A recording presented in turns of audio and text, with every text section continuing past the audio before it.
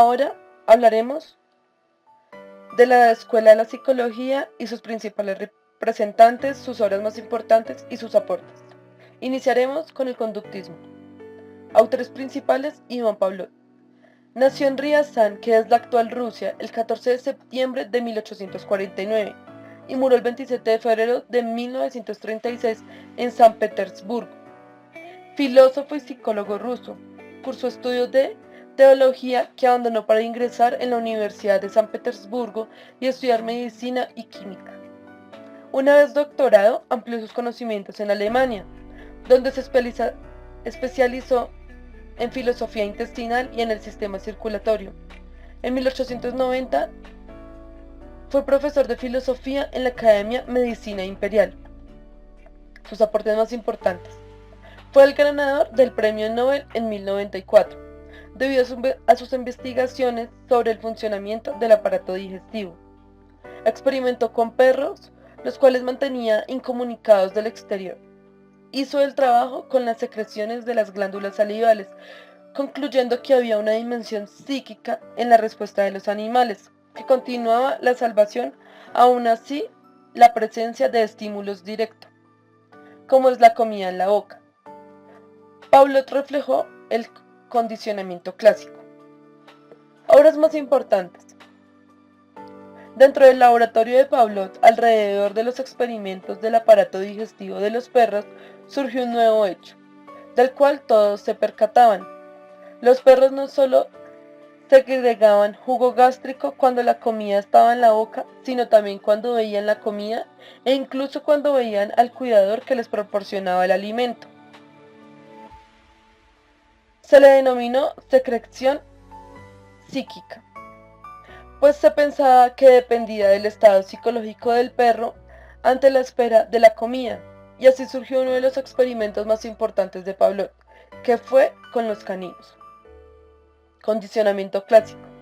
Se enfoca en el aprendizaje de respuestas, emociones y psicologías involuntarias. Realizó un experimento muy importante. Consiste en tener una campana inmediatamente antes de dar alimento al perro, para concluir que cuando el animal estaba hambriento, empezaba a salivar en cuanto oía el sonido habitual. El condicionamiento clásico es un proceso mediante el cual se asocian estímulos que no necesariamente tienen una relación. Eso se llama principio de asociación. En esta asociación se da en que todos tenemos unas respuestas incondicionadas a ciertos estímulos incondicionados, y ante otros estímulos que hay respuesta. Eso se les llama estímulos neutros. Jean Piaget nació el 9 de agosto de 1896 en Neuchâtel, Suiza, hijo mayor de Arthur Piaget, profesor de literatura medieval, y de Rebecca Jackson. Escribió y publicó su primer trabajo científico cuando tenía solo 10 años. Su interés por los moluscos se desarrolla después de la adolescencia. Antes de terminar sus estudios secundarios, Piaget será un malacólogo de renombre. Cursó estudios en la Universidad de Neuchâtel, donde obtuvo su doctorado en biología. Posteriormente se interesa por la psicología, en la que desarrolló sus investigaciones primero en Zúrich y después en Sorbona, París, donde inició estudios sobre el desarrollo de capacidades cognitivas. En 1923 se casa con Valentine Châtenay, con quien tendrá 3 hijos que le permitirán estudiar el desarrollo de la inteligencia desde el nacimiento hasta la aparición del lenguaje. Distinguió 4 etapas en el desarrollo intelectual del niño. En el estado sensorio-motriz, desde el nacimiento a los 2 años, el niño se ocupa de adquirir control motor y conocer los objetos del mundo físico, pero aún no forma símbolos de estos objetos. Después, en el periodo preoperacional, de los 2 a los 7 años, el niño se ocupa de adquirir habilidades verbales y empieza a elaborar símbolos de los objetos que ya puede nombrar, pero en razonamiento ignora el rigor de las operaciones lógicas. Será después, en la etapa de las operaciones concretas, de los 7 a los 12 años, cuando el niño sea capaz de manejar conceptos abstractos como los números y establecer relaciones. De los 12 a los 15 años, desarrolla la etapa operacional formal, si es que alcanza esta etapa, porque según Piaget, no toda la población llega a este nivel. y operará lógica y sistemáticamente con símbolos abstractos, sin una correlación directa con los objetos del mundo físico. Fue sucesivamente profesor de psicología, sociología, filosofía de las ciencias en la Universidad de Neuchâtel, de 1925 a 1929, profesor de Historia del Pensamiento Científico en la Universidad de Ginebra, de 1929 a 1939, director de la Oficina Internacional de Educación, de 1929 a 1967, profesor de Psicología y de Sociología en la Universidad de Lausanne, de 1938 a 1951, profesor de Sociología en la Universidad de Ginebra de 1939 a 1952 y luego de Experimental de 1940 a 1971. En 1955 ejerció como director del Centro Internacional de Epistemología en la Universidad de Ginebra y algún tiempo después codirector de la Oficina Internacional de la Educación. Entre sus muchos escritos destacan El pensamiento y lenguaje del niño, 1926, Juicio y razonamiento del niño, 1928, El nacimiento de la inteligencia del niño, 1954, 6 estudios de la psicología, 1964, y Psicología y Pedagogía, 1970, entre otros. Jean Piaget falleció el 16 de septiembre de 1980 en Ginebra.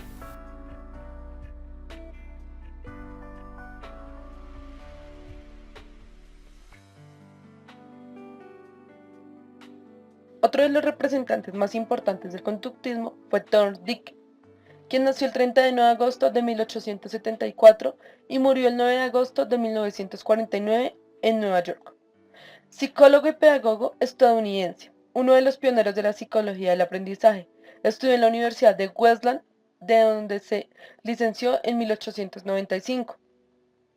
Sus aportes más importantes son: se destacó por la educación que radica en la ley del efecto, como el comportamiento que va seguido del premio o el éxito, a fin de unir la psicología y la educación en el centro de interés. Ha venido a fijarse hoy en los procesos de enseñanza y aprendizaje, la recopilación de adaptación de los grandes paradigmas de la psicología en cuanto a teorías del aprendizaje, entre las que influyen las teorías del conocimiento instrumental. Él tenía 3 leyes, las cuales consisten en: la primera es la ley del efecto. Si la conexión entre el estímulo y la respuesta es recompensada, esta conexión se hace más fuerte y tiene más probabilidad de realizarse en el futuro. En cambio, al ser castigada se debilita. Él mismo comprobó que no en todos los casos el castigo es negativo, sino que a veces también es un motivo de placer. Su segunda ley consiste en el ejercicio. Cuantas más veces se da esa conexión entre estímulos y respuestas, más fortalecerá una unión. La tercera es la ley de preparación o disposición. Hay ciertas conexiones que están más predeterminadas biológicamente, por tanto es más fácil que en unas a otras. Thomas Dicken también nos definió lo que era para él la inteligencia. Es sencillamente un conjunto de factores específicos, habilidades, totalmente independientes, sin tener conexión alguna entre ellos. Él escribió una cantidad de libros, folletos y artículos para diferentes revistas. Se ha de tener en cuenta que toda su teoría sobre el aprendizaje tiene una interpretación mecánica, ya que excluye todo finalismo en la persona. Obras más importantes. Thomas Dicken en el conductismo. Propuso que una conducta no es simplemente una respuesta a un estímulo, sino que actúa sobre el medio. Comprobó los refuerzos adecuados pueden incrementar o decrementar conductas. A partir de estos experimentos, estableció un principio dominio, ley del efecto. Cualquier conducta que es una situación produce efecto satisfactorio, se hará más probable en el futuro. En otras palabras, definía que todos los animales, incluyendo el ser humano, resuelven los problemas mediante el aprendizaje por ensayo y por error.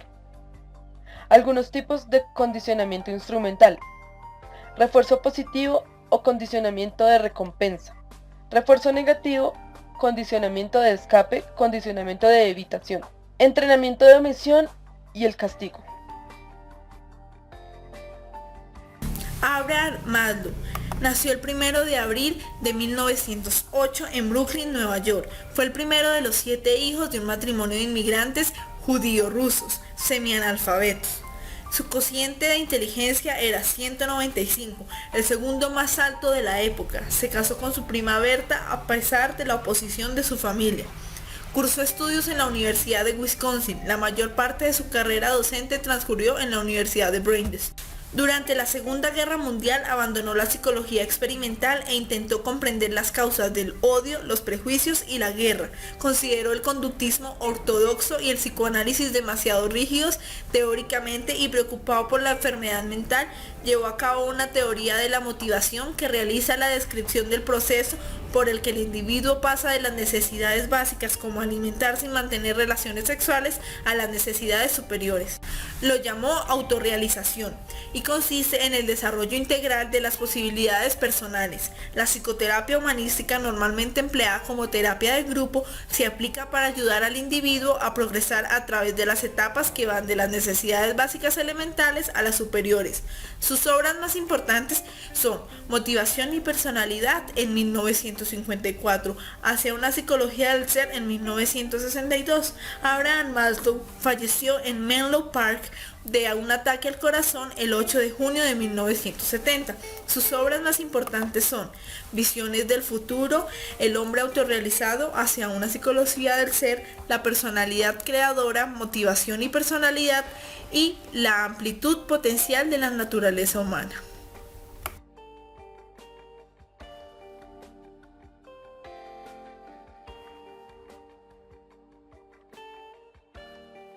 Ahora hablaremos del estructuralismo y sus principales representantes.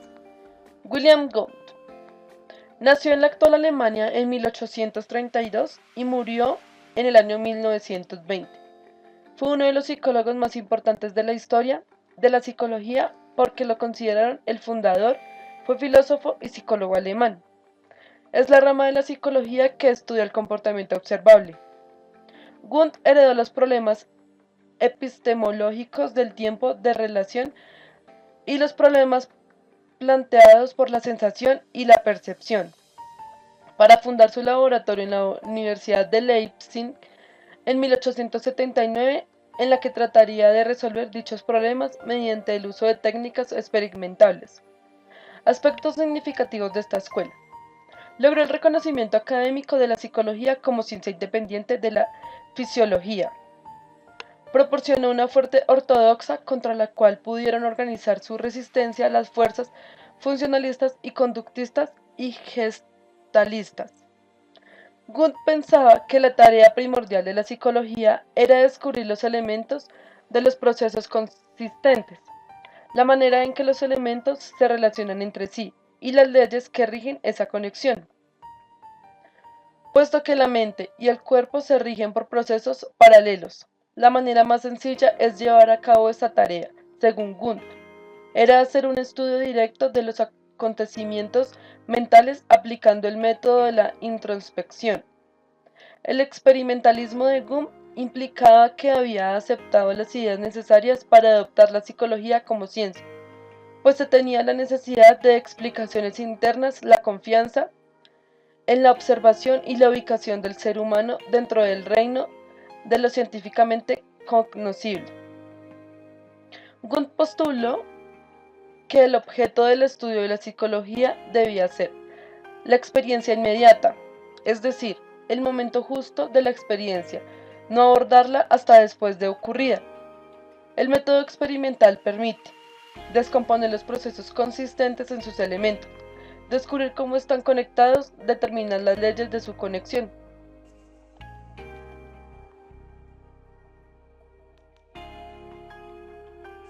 Constructivismo. El término constructivismo en la psicología se refiere a todas aquellas teorías que no consideran a los seres humanos como receptores pasivos de experiencias y aprendizajes, sino como constructores activos de su realidad y experiencias. En la psicología constructivista, teorías y prácticas se enfocan en el modo en el que los individuos crean sistemas de significado para así dar sentido a su mundo y experiencias. Se centran, por lo tanto, en la estructura significativa donde se construye la personalidad del ser humano.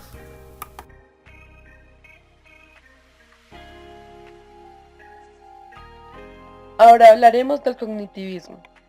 Su representante principal fue Abraham Chomsky. Nació en Filadelfia, Estados Unidos, en 1928. Lingüista y filósofo estadounidense. Fue introducido en la lingüística por su padre, especializado en lingüística histórica del hebreo. Estudió en la Universidad de Pensilvania, donde se doctoró en 1955 con una tesis sobre el análisis, elaborada a partir de las teorías de Harris, quien fue su discípulo. Chomsky revolucionó el campo de la lingüística teórica.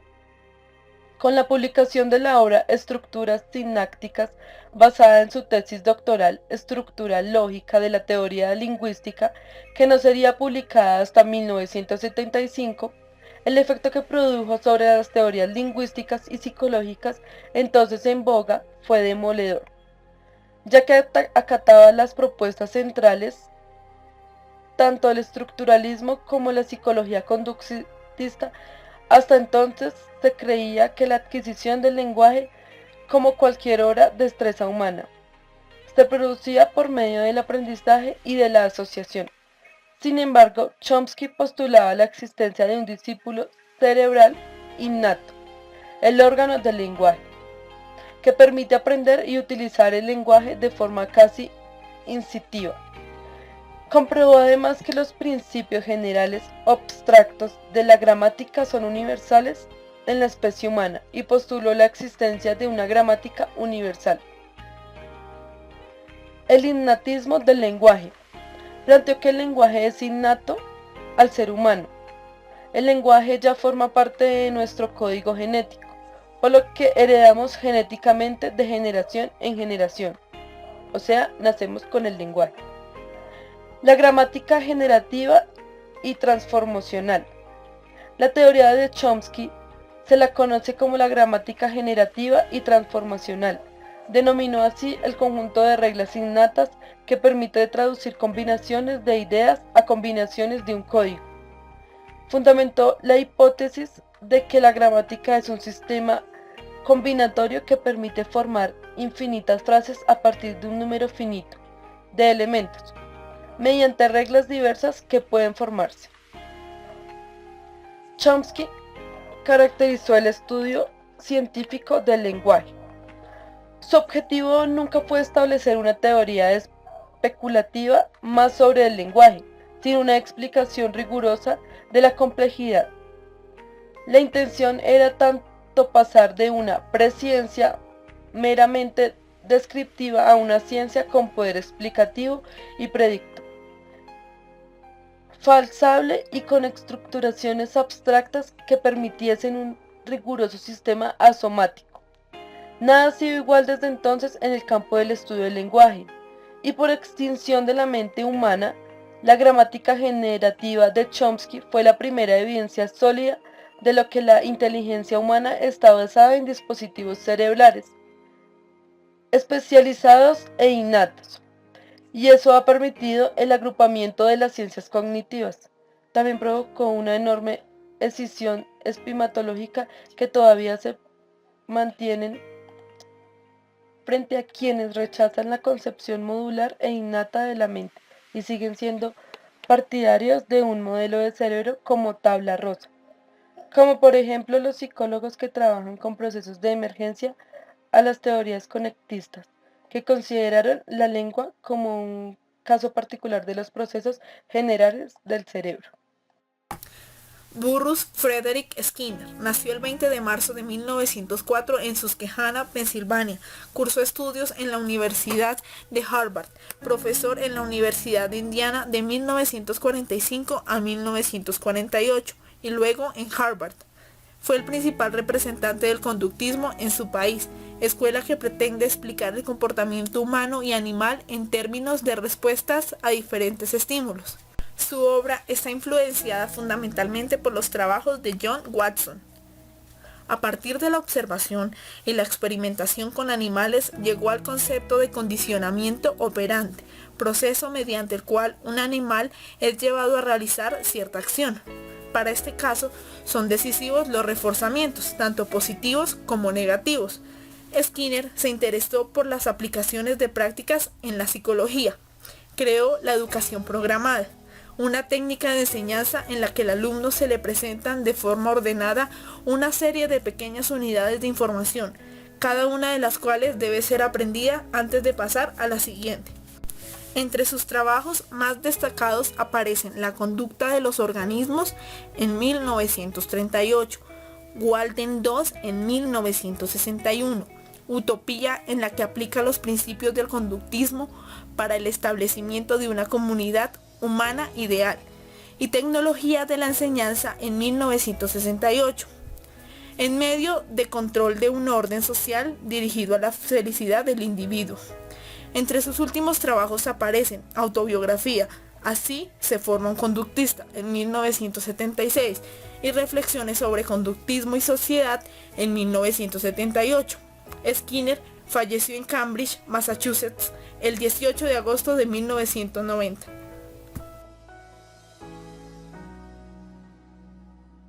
Ahora hablaremos sobre las inteligencias múltiples. Su principal representante fue Gardner, quien nació el 1 de julio de 1943 en Pensilvania, psicólogo y pedagogo estadounidense que formuló y desarrolló la teoría de las inteligencias múltiples, hijo de una familia alemana que emigró a los Estados Unidos para escapar del régimen nazi. Estudió en la Universidad de Harvard, por la cual se doctoró en la psicología social en 1971, iniciando luego una carrera de docente que lo llevaría a formar parte del plantel de dicha institución como titular de la cátedra de Cognición y Educación y profesor adjunto de la psicología. ¿Qué es la inteligencia según este psicólogo? La inteligencia es la capacidad desarrollable y no solo la capacidad de resolver problemas y elaborar productos que son valiosos de una o más culturas. La inteligencia no solo reduce a lo académico, sino que es una combinación de todas las inteligencias. Ser hábil en el deporte o en las relaciones humanas implica unas capacidades que por desgracia no están seriamente contempladas en los programas de formación académica. ¿Cómo hizo Gardner para definir estas diferentes inteligencias?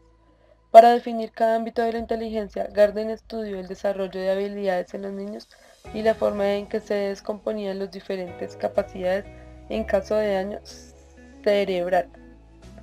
Además, Gardner observó cómo se manifestaba cada una de las inteligencias dentro de la cultura del individuo. Inteligencia lingüística. Es considerada una de las más importantes. En general se utilizaba en ambos hemisferios del cerebro y es la que caracteriza a los escritores. El uso amplio del lenguaje ha sido parte esencial para el desarrollo de este tipo de inteligencia. Perfiles profesionales, líderes políticos o religiosos, poetas, vendedores, escritores, entre otros. Inteligencia musical, también conocida como buen oído. Es talento que tienen los grandes músicos, cantantes y bailarines. La fuerza de esa inteligencia radica desde el mismo nacimiento y varía de igual manera de una persona a otra. Un punto importante de este tipo de inteligencia es que por fuerte que sea, necesita ser estimulada para desarrollar todo su potencial, ya sea para tocar un instrumento o para escuchar una melodía con sensibilidad. Perfiles profesionales, músicos, compositores, críticos musicales, entre otros. Su tercera inteligencia fue lógica matemática. Quienes pertenecen a este grupo hacen uso del hemisferio lógico del cerebro y pueden dedicarse a la ciencia exacta. De los diversos tipos de inteligencia, este es el más cercano al concepto tradicional de la inteligencia. En las culturas antiguas se utilizan este tipo de inteligencias para formular calendarios, medir el tiempo y estimar con exactitud cantidades y distancias. Perfiles profesionales, economistas, ingenieros, científicos, entre otros. Su cuarta inteligencia fue espacial. Esta inteligencia la tienen las personas que pueden hacer un modelo mental en 3 dimensiones del mundo. en su defecto extraer un fragmento de él. Esta inteligencia la tiene el profesional tan diversas como la inteligencia, la cirugía, la escultura, la marine, la arquitectura, el diseño y la decoración. Los perfiles profesionales son artísticos, fotógrafos, arquitectos, diseñadores, publicistas, entre otros. Su quinta inteligencia fue corporal o kinestésica. Los kinestésicos tienen la capacidad de utilizar su cuerpo para resolver problemas o realizar actividades. Dentro de este tipo de inteligencias están los deportistas, cirujanos y bailarines. Una amplitud natural de este tipo de inteligencia se manifiesta a menudo desde niño. William James nació el 11 de enero de 1842 en Nueva York, hijo de Henry James, teólogo, hermano del gran novelista Henry James. Cursó estudios en las escuelas privadas de los Estados Unidos y en Europa, en la Escuela Científica Lawrence en la Universidad de Harvard y en la Escuela de Medicina de Harvard, donde se graduó en 1869. Sin acabar sus estudios de medicina, partió con una expedición de exploración a Brasil con Luis Agassiz. Además, estudió fisiología en Alemania. Fue profesor de fisiología en Harvard en 1872. Desde 1880 dio clases de psicología y filosofía en Harvard, universidad que abandonó en 1907.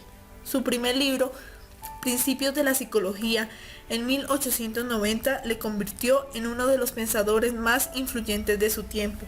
Aplicó sus métodos empíricos de investigación a temas religiosos y filosóficos. Trató cuestiones como la existencia de Dios, la inmortalidad del alma, el libre albedrío y los valores éticos. Escribió La voluntad de creer y otros ensayos sobre filosofía popular en 1897. La inmortalidad humana en 1898 y las variedades de la experiencia religiosa en 1902. Pragmatismo, un hombre nuevo para viejas formas de pensar en 1907. Se opuso a los sistemas metafísicos absolutos y criticó el monismo, en Ensayo sobre empirismo radical, publicada en 1912. Defendió un universo plural. Al final de su vida era un filósofo y psicólogo famoso en todo el mundo. Su filosofía pragmática fue desarrollada por el filósofo estadounidense John Dewey, entre otros. William James falleció el 26 de agosto de 1910.